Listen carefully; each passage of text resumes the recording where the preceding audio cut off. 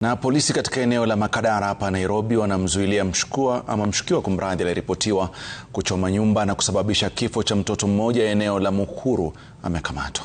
Na Ronald Nyakohe anatarajiwa kufikishwa mahakamani hapo kesho, huku mama na mwanawe wakiendelea kutibiwa kwa majeraha ya moto katika hospitali ya rufaa ya Kenyatta. Na Mode Francis anaarifu. Haya ni mabaki ya nyumba iliyoripotiwa kuteketezwa na mshukiwa katika mtaa wa Mukuru katika nyumba za serikali za Boma Yangu. Mkasa uliotokea Jumatano tarehe 21 wiki iliyopita.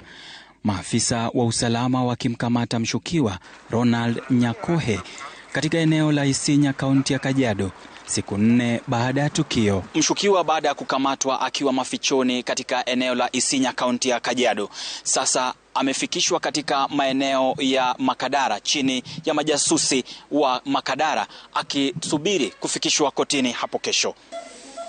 Hospitalini Kenyatta, mama na wanawe wanapigania maisha yao kufuatia tukio hilo la Jumatano. Baada ya mkutano huyo jamaa alionekana akingojea mama malize mkutano. Mama akamwambia, siwezi ingia kwa pikipiki, wacha mimi nipande gari niende kwa nyumba. Huyo jamaa akapaki pikipiki yake, alimfuata mpaka kwa stage.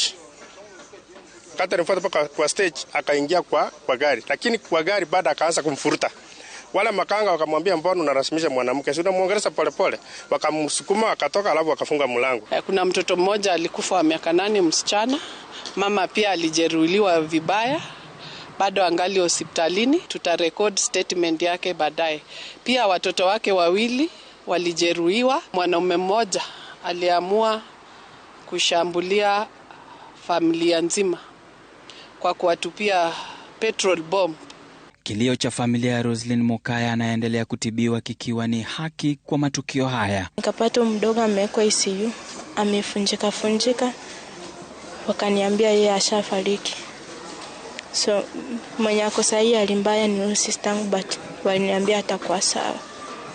Kitu tu nilikuwa naomba serikali kuje tuone pale pa kukaa juu, tunakaa nje bado na hatuna pa kukaa, tuna kitu ya kukula, tunahangaika. Ode Francis, runinga ya Citizen.